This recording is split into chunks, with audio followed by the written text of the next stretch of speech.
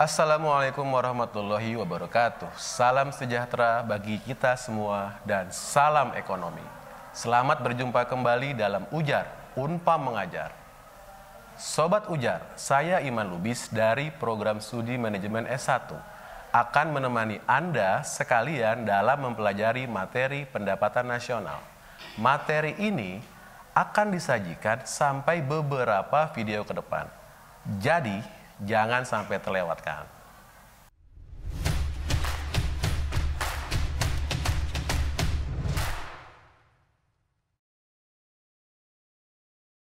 Pada pertemuan kali ini, materi utama yang akan kita pelajari adalah terkait pendapatan nasional. Baik Sobat Ujar, sebelum kita mulai penjelasan materi mengenai pendapatan nasional, apakah Sobat Ujar mengetahui berdasarkan penjelasan perbedaan ruang lingkup sebelumnya, maka perlu kita ketahui juga terdapat isu yang berbeda dalam mempelajari mikro dan makroekonomi. Isu ekonomi mikro mengacu pada 3 masalah pokok. Pertama yaitu barang apa yang diproduksi dan berapa jumlahnya. Kedua, bagaimana cara memproduksinya dan untuk siapa barang tersebut diproduksi. Lalu, bagaimana isu makro ekonomi yang ada? Di antaranya adalah menganalisis 1. Faktor yang menentukan tingkat kegiatan suatu perekonomian. 2. Pertumbuhan ekonomi tidak selalu sama cepatnya di tiap tempat. Ketiga, kegiatan perekonomian yang tidak berkembang dengan stabil.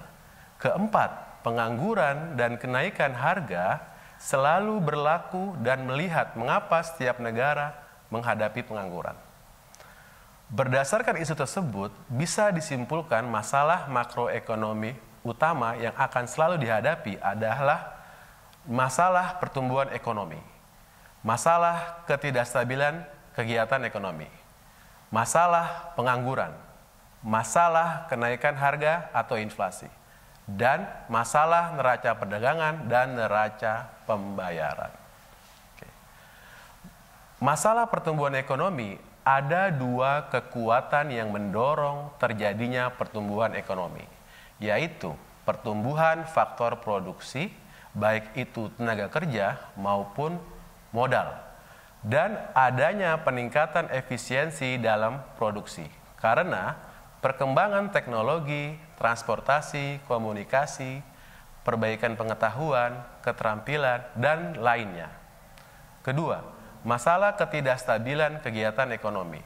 Apabila harga barang tidak stabil, akan mengganggu jalannya kegiatan perekonomian. Yang ketiga, masalah pengangguran.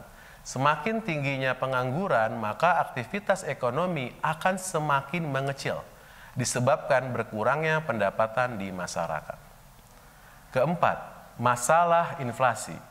Secara umum, kenaikan harga yang terjadi terus-menerus akan menghancurkan suatu perekonomian negara, di mana barang dan jasa yang tersedia akan menjadi semakin sedikit, menurut Suparmokos dan Sofilda 2016. Masalah neraca perdagangan. 2 neraca penting dalam suatu neraca pembayaran adalah neraca perdagangan dan neraca keseluruhan. Neraca perdagangan menunjukkan perimbangan di antara ekspor dan impor, sedangkan neraca keseluruhan menunjukkan perimbangan di antara keseluruhan aliran pembayaran ke luar negeri dan keseluruhan aliran penerimaan dari luar negeri. Defisit neraca pembayaran berarti pembayaran ke luar negeri melebihi penerimaan dari luar negeri. Salah satu faktor penting yang menimbulkan masalah ini adalah impor melebihi ekspor. Dari masalah makroekonomi yang ada di tiap negara, maka pemerintah perlu membuat kebijakan ekonomi seperti kebijakan fiskal, moneter, dan kebijakan dari segi penawaran. Tujuannya adalah menstabilkan kegiatan ekonomi. Kestabilan ekonomi yang diidam-idamkan setiap negara pada umumnya diartikan sebagai suatu keadaan ekonomi di mana tidak terdapat pengangguran yang serius, dan perekonomian menikmati kestabilan harga. Pengertian tersebut meliputi pula kestabilan dalam neraca pembayarannya. Kedua, penggunaan tenaga kerja penuh tanpa inflasi. Keinginan semua perekonomian adalah menciptakan penggunaan tenaga kerja penuh. Apabila suatu masyarakat dapat mencapai kestabilan ekonomi dan pertumbuhan ekonomi yang tercapai, maka akan mempermudah masyarakat mencapai hal tersebut. Berbagai negara akan terus mencoba untuk mencapai penggunaan tenaga kerja penuh. Namun, memang sangat sulit. Kebijakan pemerintah yang berusaha menambah pengeluaran agregat umumnya hanya mampu mengurangi pengangguran saja, namun tidak akan bisa menghapusnya. Ketiga, menghindari masalah inflasi. Seperti yang kita ketahui, inflasi dapat menimbulkan efek buruk bagi perekonomian suatu negara. Ada kalanya inflasi berlaku akibat adanya ketidakstabilan politik dan ekonomi suatu negara. Tapi sering juga inflasi terjadi akibat permintaan masyarakat yang terlalu banyak, penambahan penawaran uang yang berlebihan, dan kenaikan dalam biaya produksi. Keempat, mewujudkan pertumbuhan ekonomi yang teguh. Sedikit-dikitnya ada dua alasan yang menyebabkan sesuatu negara atau sebuah negara harus berusaha mencoba pertumbuhan ekonomi yang teguh dalam jangka panjang. Pertama, untuk menyediakan kesempatan kerja kepada tenaga kerja yang terus-menerus bertambah. Dan kedua, untuk menaikkan tingkat kemakmuran masyarakat. Kedua alasan ini menunjukkan bahwa pendorong utama kepada pemerintah untuk berusaha menciptakan pertumbuhan ekonomi yang teguh.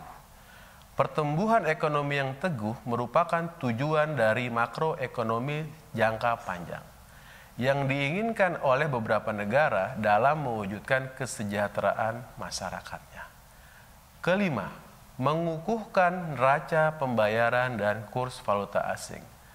Neraca pembayaran yang tidak kukuh akan mengurangi kemampuan suatu negara dalam menghadapi masalah pengaliran dana ke luar negeri yang melebihi dari keadaan yang biasanya berlaku. Sebagai akibatnya, cadangan mata uang asing akan merosot dan kurs mata uang asing menjadi menguat atau meningkat. Hal ini akan menimbulkan beberapa efek buruk atas kegiatan ekonomi di dalam negeri, seperti inflasi terjadi. Kedua, biaya produksi meningkat. Akan tetapi sebaliknya, daya beli real masyarakat merosot. Sobat Ujar, kita akan membahas materi utama. 1. Pengertian pendapatan nasional. Setiap kegiatan ekonomi dalam suatu negara pasti berkaitan dengan pendapatan nasional. Pendapatan nasional mampu menjawab analisis makroekonomi, seperti bagaimana pertumbuhan ekonomi, berapa tingkat pertumbuhan ekonomi, sektor mana yang menyumbangkan pendapatan negara, dan lain-lain. Menurut Latu Merisa 2015 halaman 17. Pendapatan nasional adalah jumlah nilai barang dan jasa akhir yang dihasilkan oleh suatu perekonomian dalam periode tertentu yang dihitung berdasarkan nilai pasar atau harga yang berlaku. Beberapa konsep-konsep perhitungan PDB. Menurut Sukirno 2017 halaman 34, PDB adalah produk domestik bruto. Dapat diartikan sebagai nilai barang-barang dan jasa yang diproduksikan di dalam negara tersebut dalam waktu 1 tahun. Dalam bahasa Inggris, PDB adalah GDP atau Gross Domestic Product, yakni nilai barang dan jasa dalam suatu negara yang diproduksikan oleh faktor-faktor produksi milik warga negara atau warga negara asing. Ada lagi PNB, Produk Nasional Bruto atau Gross National Product. GNP adalah konsep di mana nilai barang dan jasa yang dihitung dalam pendapatan nasional hanyalah barang dan jasa yang diproduksikan oleh faktor-faktor produksi yang dimiliki oleh warga negara dari negara yang pendapatan nasionalnya dihitung. Jadi, Dalam PNB, tidak dihitung produksi yang diwujudkan oleh faktor-faktor produksi milik penduduk atau perusahaan negara lain yang digunakan di negara tersebut. Hal ini dinyatakan dengan persamaan PDB sama dengan PNB dikurang PFLN atau pendapatan faktor luar negeri. Istilah pendapatan nasional atau national income dimaksudkan menyatakan nilai barang dan jasa yang dihasilkan dalam suatu negara. Pengertian lain adalah jumlah pendapatan yang diterima oleh faktor-faktor produksi yang digunakan untuk memproduksi barang dan jasa dalam satu tahun tertentu. Berikutnya kita bahas fakta perekonomian Indonesia menurut struktur perekonomiannya. Nilai PDB dalam harga berlaku pada tahun 2014 mencapai 10.000 triliun. Sedangkan berdasarkan harga konstan tahun 2000, PDB tahun 2014 mencapai 2.999 triliun. Jika angka PDB pada harga berlaku dibagi dengan PDB pada harga konstan, yaitu 10.094,93 triliun, dibagi dengan 2.909,18 triliun, maka hasilnya sama dengan 3,47. Dapat diartikan bahwa harga secara umum telah meningkat 3,47 dikurang 1, dikali 100%, sama dengan 2,47%. Selama 14 tahun dari tahun 2000 sampai dengan tahun 2014. Sektor pertanian termasuk perikanan, kehutanan, dan peternakan, dan sektor pertambangan dikenal sebagai sektor produksi primer. Dan nilai kontribusi total sektor produksi primer Indonesia pada PDB hanya mencapai 12,6% ditambah 6,72%, sama dengan 18,78%. Sedangkan sektor industri pengolahan, yaitu sektor konstruksi dan sektor listrik, gas, dan air minum, merupakan sektor produksi sekunder dan sumbangannya pada PDB Indonesia tahun 2014 mencapai 25,5% ditambah 0,77% ditambah 6,67% sama dengan 32,94%. Dan sektor tersier yang mencakup industri jasa meliputi sektor hotel, perdagangan, dan restoran, sektor perhubungan dan komunikasi, dan sektor keuangan, real estate, dan jasa-jasa perusahaan, serta sektor jasa yang lain menyumbang sekitar 18,02%, ditambah 10,95%, ditambah 9,91%, ditambah 9,4%, sama dengan 4,28% dari PDB dengan migas. Dengan demikian, maka Indonesia semestinya sudah termasuk negara maju. Karena sektor jasa sebagai sektor tersier merupakan sektor yang memberikan kontribusi tertinggi PDB Indonesia pada tahun 2014. Pertumbuhan ekonomi banyak pihak ingin mengetahui berapa laju pertumbuhan ekonomi suatu negara. Pada umumnya, untuk mengetahui pertumbuhan ekonomi suatu perekonomian, digunakanlah angka-angka PDB pada harga konstan, karena akan menunjukkan jumlah atau volume fisik barang dan jasa yang dihasilkan oleh suatu perekonomian. Dengan menggunakan harga konstan berarti unsur kenaikan harga sudah ditiadakan, sehingga perubahan angka-angka dalam PDB sudah mencerminkan perubahan produksi secara real. Jika produksi barang dan jasa secara real meningkat, berarti perekonomian itu tumbuh. Konsep PDB dan pendapatan nasional atau disebut GNP, Gross National Product, atau PNB, Produk Nasional Bruto, didefinisikan sebagai nilai pasar untuk semua barang dan jasa akhir yang dihasilkan dalam suatu perekonomian selama 1 tahun. PNB ini hanya merupakan ukuran produksi, bukan penjualan. Maka semua barang dan jasa yang dihasilkan dalam tahun tersebut dihitung sebagai bagian dari PNB tanpa memperhatikan apakah barang itu dijual atau tidak. Produk nasional bruto harus dibedakan dari produk domestik bruto. Kata nasional berarti bangsa Indonesia, sehingga kita sudah mengurangkan atau menghilangkan pendapatan orang-orang asing yang ada di negara kita dan memasukkan pendapatan bangsa Indonesia yang ada di luar negeri. Sedangkan domestik berarti segala kegiatan atau produksi yang ada di negara semuanya kita hitung. Atau maaf, di dalam negara semuanya kita hitung.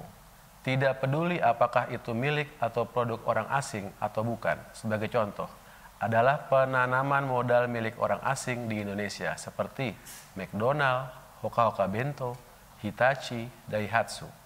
Jika keuntungan modal tersebut kita hitung sebagai pendapatan di Indonesia, maka akan kita peroleh PDB. Tetapi jika keuntungan dan dividennya tidak dihitung atau dikeluarkan, sedangkan keuntungan pengusaha Indonesia di luar negeri dimasukkan dalam perhitungan, maka akan kita peroleh PNB.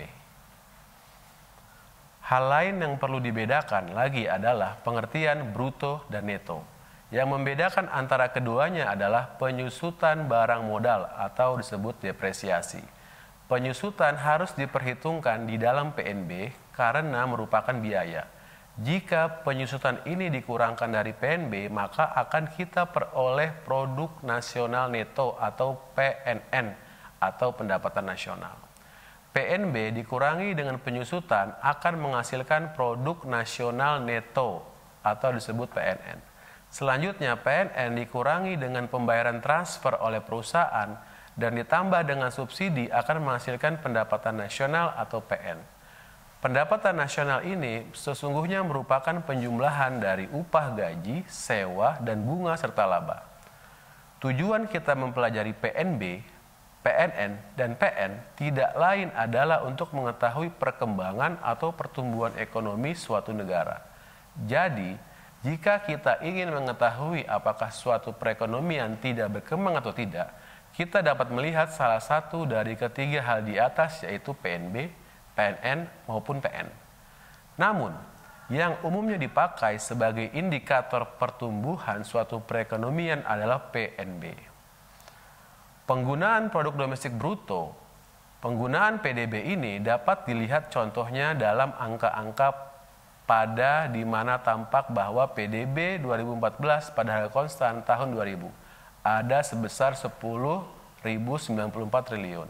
Apabila angka tersebut ditambah dengan pendapatan neto terhadap luar negeri dari faktor produksi sebanyak 343.218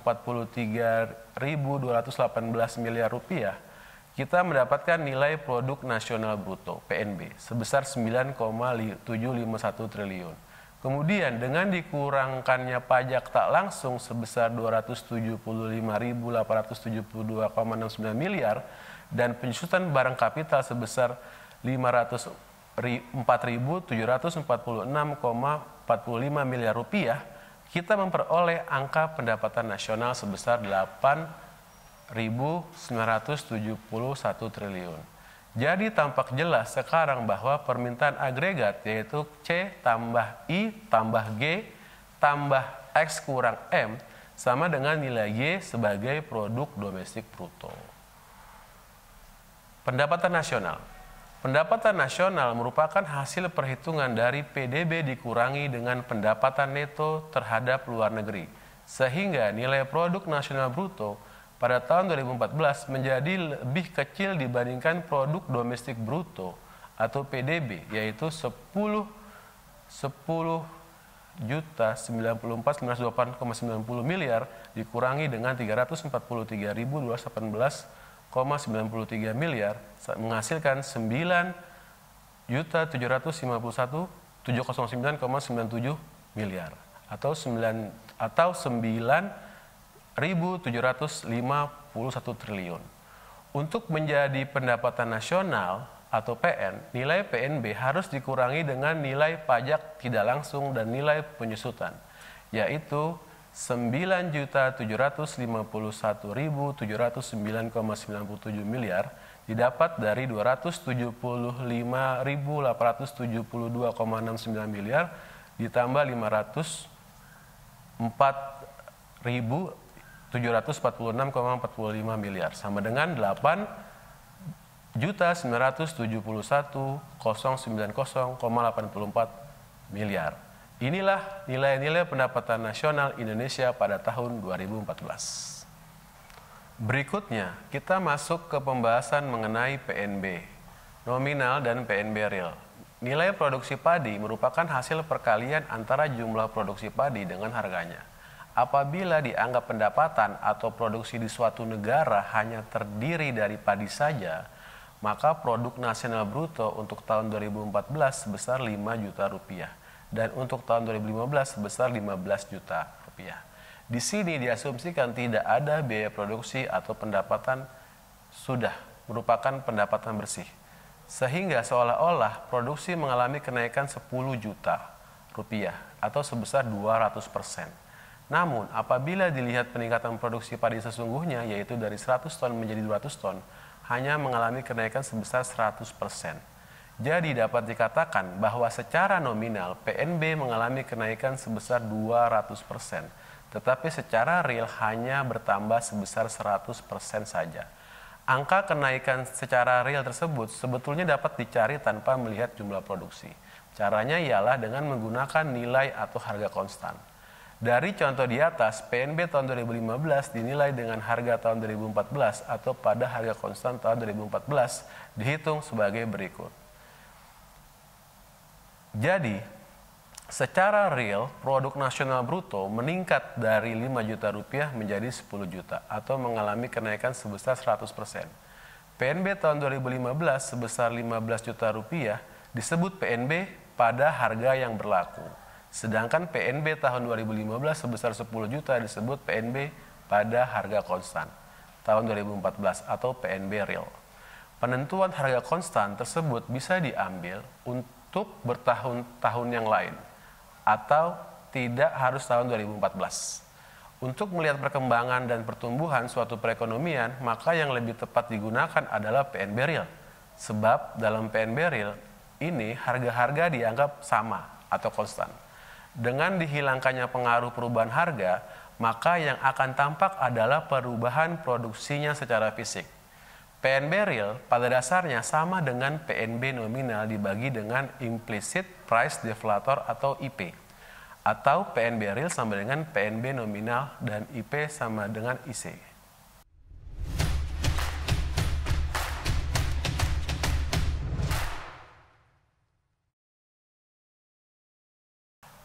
Baik Sobat Ujar, tadi sudah perhatikan materi mengenai konsep pendapatan nasional dan perhitungan PDB. Sekarang, supaya pemahaman kalian lebih dalam, saya punya pertanyaan. Untuk mengatasi perluasan COVID-19, seluruh dunia melakukan lockdown. Sama halnya dengan Indonesia. Pemerintah mengambil kebijakan PSBB atau pembatasan sosial berskala besar yang berdampak pada aktivitas ekonomi. Pada saat yang sama, pertumbuhan ekonomi tidak lebih baik daripada sebelumnya. Bagaimana pendapat kalian? Mengapa Indonesia masih mengalami pertumbuhan ekonomi sedangkan negara maju tidak? Nah, sahabat Ujar, silakan kalian diskusikan ya agar bisa memahami konsep pendapatan nasional dan perhitungan PDB yang sudah kita bahas tadi.